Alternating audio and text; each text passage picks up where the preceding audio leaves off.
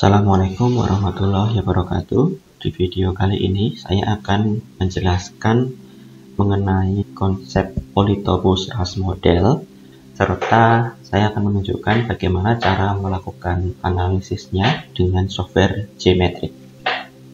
Apa itu Polytopus RAS model? Jadi Polytopus RAS model itu RAS model ketika analisis dilakukan pada data yang sifatnya politomi atau yang memiliki lebih dari dua kategori, bisa 3, bisa 4, dan seterusnya.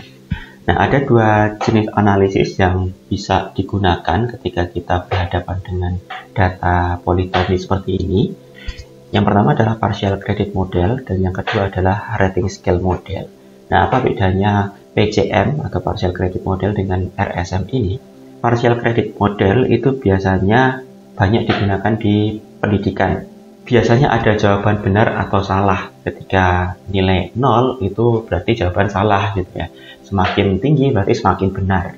Nah, ini biasanya pada soal esai gitu ya kalau di bidang pendidikan. Kalau 0 jawabannya salah, kalau 1 agak benar, kalau 4 benarnya maksimal. Pada PCM itu kategori respons bisa berbeda-beda antar item.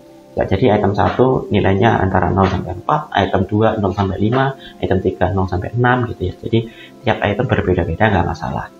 Sementara kalau untuk rating scale itu banyak digunakan di psikologi, biasanya untuk skala-skala Likert gitu ya.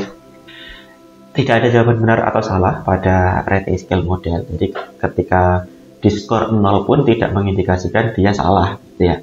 Dan kategori respon harus selalu sama antar item. Misalkan Likert rentannya 1 sampai 5, ya semua item 1 sampai 5. Nah, ada beberapa indikator untuk menilai apakah skala ini memuaskan atau tidak. Ini ketika kita nanti menggunakan rating scale ya. Kita prakteknya nanti akan praktek rating scale model. Ada beberapa kriteria yang bisa dilihat, misalkan dari segi person and item reliability. Ketika dia di atas 0, ini ya, ketika good ini 0,81 sampai 0,90 dan di atas 0,90 itu bagus sekali gitu ya.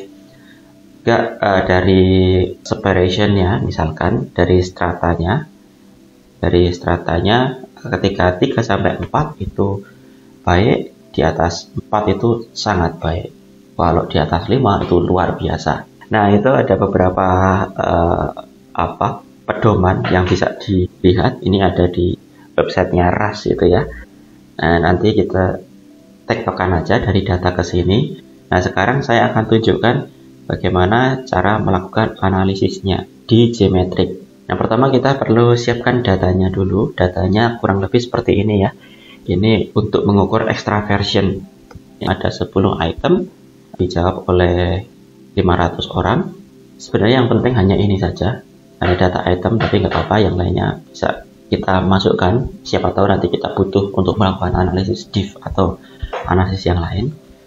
Nah, sekarang kita akan panggil data ini ke Gmetric. Sama seperti langkah sebelumnya, pertama kita membuat database. Kalau teman-teman sudah memiliki database atau sudah menyimak video saya sebelumnya, ini tidak perlu dilakukan lagi. Kita kasih nama RSM, RAS Rating Scale Model gitu ya. Database-nya, kemudian kita buka database-nya. Mana tadi RSM ya. Nah, di sini sudah muncul RSM, kita sudah bekerja dengan database RSM. Sekarang kita impor datanya. Impor data, katakanlah data RSM. Panggil, saya simpan datanya di untuk semesta. Ya, input extraversion IPIP ini delimiternya koma karena formatnya CSV dan variabel baris paling atasnya adalah nama variabel. Oke, kita import. Nah, ini sudah muncul di sini, kita bisa buka di sini. Oke, kita lihat variabel. Nah, ini E1 sampai E46 itu belum dideteksi sebagai item karena kita belum melakukan scoring. Nah, kita scoring dulu. Caranya di sini transform advanced item scoring. Nah, perlu dicatat untuk analisis RAS rating scale di geometrik sama untuk rating scale maupun partial credit itu sama, harus dimulai dari 0. Jadi data kita ini kan mulainya dari 1 ya, 1 sampai 5. Nah, untuk skornya kita harus mulai dari 0. Jadi option 1 itu skornya 0. Option 2 itu skornya 1. Option 3 skornya 2. Option 4 skornya 3. Option 5 skornya 4. Gitu. Jadi meskipun Likert kita itu rentangnya dari 1 sampai 5, tapi untuk di geometriknya kita ubah rentangnya dari 0 sampai 4 gitu. Nah, oke, kita masukkan semua item, kita submit. Nah, ini sudah skor. Jadi kalau yang 1 itu nanti skornya jadi 0, yang 2 jadi 1 dan seterusnya. Kalau sudah, oke. Nah, kalau sudah kita refresh. Nah, oke, sudah diidentifikasi sebagai polytomous item oleh geometrik. Nah, karena kita mau melakukan rating scale model, untuk grup ini perlu kita isi. Jadi kalau kita tidak isi grupnya, itu diasumsikan sebagai PCM, partial credit model, karena diasumsikan semua item ini mungkin memiliki kategori yang berbeda-beda.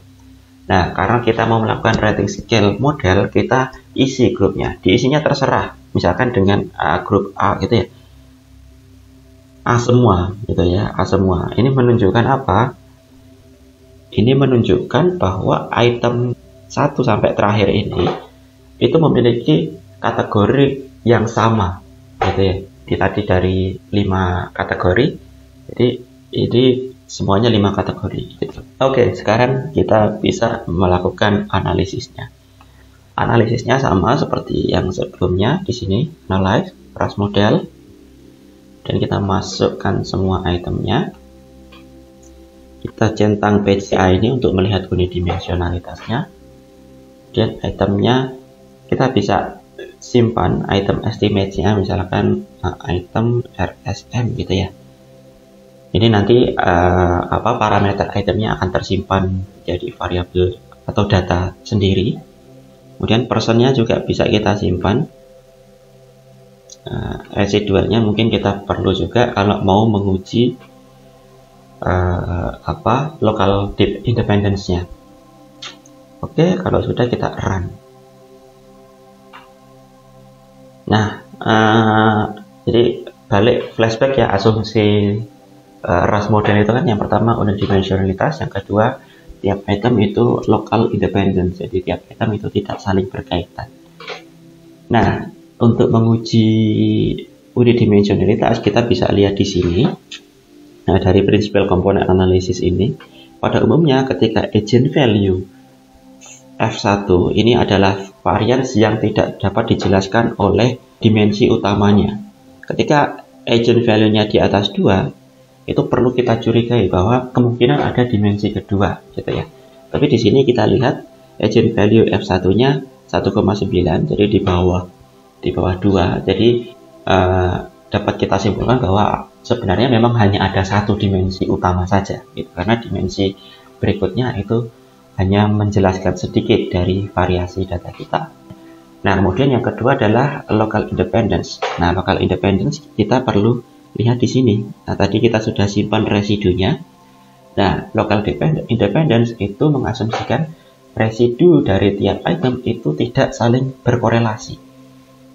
Nah, untuk itu kita perlu korelasikan mereka semua. Klik analyze, correlation, masukkan semua, dan run. Nah, idealnya itu memang 0 gitu ya, idealnya memang 0, tapi jarang sekali sampai 0 banget gitu ya. Yang dapat ditoleransi adalah plus minus 0,2. Jadi kalau korelasinya di atas plus 0,2 atau di bawah minus 0,2, itu perlu kita curigai bahwa item itu saling tergantung atau saling dependent. Nah, kalau kita lihat di sini sebagian besar di bawah 0,2 ya, ada beberapa nih yang di atas 0,2 seperti item nomor 6 dan 26.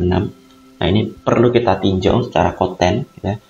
Kalau memang perlu dihapus salah satu ya silakan dihapus gitu ya. Tapi untuk analisis kita kali ini kita abaikan saja dulu. Efeknya apa ketika local independence tidak terpenuhi? Biasanya item parameter maupun person parameternya akan ikut terpengaruh. Oke, sekarang kita kembali ke hasil analisisnya tadi ya di sini ya. Nah, kita baca dari atas item difficulty. Nah, ini adalah tingkat kesulitan butir. Nah, karena ini adalah data skala Likert gitu ya, jadi semakin tinggi itu menunjukkan semakin sulit disetujui item tersebut. Jadi kalau misalkan item nomor E16 ini sangat sulit untuk disetujui, sementara item nomor 21 ini paling mudah untuk disetujui. Kemudian di sini ada WMS, ada UMS. WMS ini infit, ini outfit ya. Jadi item yang baik itu infit outfitnya berkisar antara 0,5 sampai 1,5. Jadi kalau lebih dari 1,5 atau kurang dari 0,5, item ini tidak fit dengan model RAS. Nah, kalau kita perhatikan di sini, artinya semuanya rentangnya di rentang 0,5 sampai 1,5 ya. Jadi semua item fit dengan model RAS. Gitu. Nah, kemudian ini ada kategori statistik. Kategori statistik ini 0 ini artinya skor 1 tadi ya. Nah, kalau di skala kita artinya sangat tidak sesuai. 1 ini tidak sesuai, 2 ini netral, 3 sesuai, 4 sangat sesuai gitu. Nah, karena ini kita menggunakan rating scale model, threshold semua item itu memiliki struktur yang sama. Jadi difixkan memiliki struktur yang sama. Nah, kita bisa melihat di sini infit outfitnya semuanya fit juga. Threshold yang baik itu peningkatannya monoton, artinya ini kan 0 ke 1 itu artinya dari sangat tidak sesuai ke sesuai itu thresholdnya minus 2 sekian ya. Kemudian beralih dari tidak sesuai ke netral itu thresholdnya minus 1, sekian. Jadi artinya meningkat ya, ini meningkat lagi, ini meningkat lagi. Jadi tidak ada tidak ada keanehan di sini, tidak ada threshold disordernya. Nah, yang perlu kita curigai ketika di sini misalkan meningkat terus kemudian menurun lagi gitu. Nah, itu perlu kita curigai karena ada ketidaknormalan. Nah, nanti mungkin kita bisa lihat lebih jelas di visualnya. Nah, kemudian ada ini skor tabel. Ini kita kalau mau mengkonversi skor mentah ke skor theta gitu ya. Jadi kalau individu itu skornya 0 itu setara dengan theta sekian ya. Nah, kemudian ada scale quality statistik yang perlu kita perhatikan itu adalah yang di sini. Nah, ini ya. Reliability.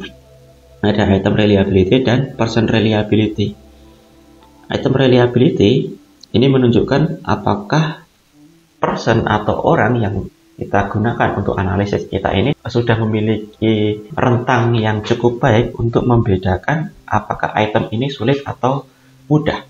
Sebaliknya, person reliability ini menunjukkan apakah item yang kita miliki itu sudah memiliki rentang yang cukup baik untuk bisa membedakan mana orang yang memiliki extraversion tinggi dan extraversion rendah. Nah, kalau kita lihat tadi di rambu-rambunya tadi, reliability yang baik itu di atas 0,8 gitu ya. Skala kita semuanya sudah di atas 0,8. Bahkan item reliability-nya 0,99, artinya sampel kita ini sudah sangat bervariasi gitu ya. Nah, ini secara umum kita bisa melihat bahwa baik sampelnya maupun skalanya itu sudah baik. Nah, person reliability ini hampir sama nilainya seperti alpha Cronbach. Maknanya hampir sama seperti alpha Cronbach. Kemudian strata, number of strata ini juga menjadi indikator apakah skala kita baik atau tidak. Gitu ya, tadi kalau kita lihat di sini strata yang baik itu di atas 3 itu baik. Gitu ya. Nah, kalau kita lihat di sini item stratanya 14, baik sekali. Person stratanya 3,5 juga sudah baik. Gitu. Jadi skala kita ini sudah cukup baik sebenarnya untuk bisa membedakan mana individu yang memiliki extraversion tinggi dan mana yang memiliki extraversion rendah. Gitu. Nah, sekarang kita mau melihat secara visual. seperti apa sih kalau kita lihat secara visual. Kita lihat dulu IRT plotnya. Sebelumnya kita harus bekerja di sini. Kalau mau kita lihat visual, kita lihat di sini item RSM ini. Data yang kita buka harus ini. Kita lihat IRT plotnya, kita masukkan semuanya. Mana apa yang mau kita tampilkan? Misalkan personnya saya cuma mau melihat information functionnya aja, gitu ya. Kemudian ini saya kira sudah cukup. Nah, nih. Jadi kalau data politomi itu setiap kategori atau setiap tadi ya, sangat tidak setuju, netral, itu semuanya memiliki item karakteristik curve masing-masing. Gitu. Semuanya memiliki garisnya masing-masing. Nah, kalau kita perhatikan semua item itu memiliki bentuk yang sama. Jadi kalau ini menggunakan Rust Rating Scale Model, semuanya memiliki bentuk yang sama. Tapi yang membedakan adalah posisinya. Nah, misalkan kita lihat di sini ya. Mana yang kelihatan jauh? Nah, ini ya. E11 dan E16 ini bentuknya sama, tapi posisinya beda. Gitu ya. E16 ini lebih ke kanan. Karena E16 tadi, nah kalau kita lihat, ini itemnya lebih sulit. Ini item yang sulit. E11 itu item yang mudah untuk disetujui. Jadi gambarnya seperti ini. Nah, kalau kita perhatikan di sini, interseksi antara 0 dan 1 itu berkisar di titik ini ya, di titik ini sekitar 2, katakanlah ini 2,5 ya.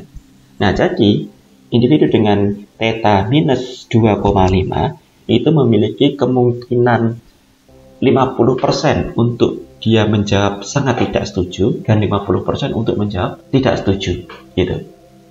Nah, ini sebenarnya cukup ideal ya, karena interseksinya ini pertama di sini, kedua di sini, ketiga di sini, keempat di sini gitu ya. Jadi jaraknya relatif ajak gitu. Nah, kalau jaraknya itu terlalu dekat, itu bisa mengindikasikan bahwa responden itu tidak cukup sensitif untuk membedakan dua kategori tersebut. Kalau yang frekuensi waktu itu misalkan ada 7 ya, tidak pernah, kemudian hampir tidak pernah, kemudian jarang, kemudian sering gitu ya. Nah, misalkan thresholdnya ini terlalu dekat antara tidak pernah sama tidak pernah ke jarang. Nah, mungkin orang itu bingung membedakan hampir tidak pernah sama jarang ini bedanya apa gitu. Orang bisa mempersepsi ini sama saja gitu. Nah, kalau kasusnya seperti itu, kita bisa mempertimbangkan untuk melebur tadi ya, melebur opsi itu tadi.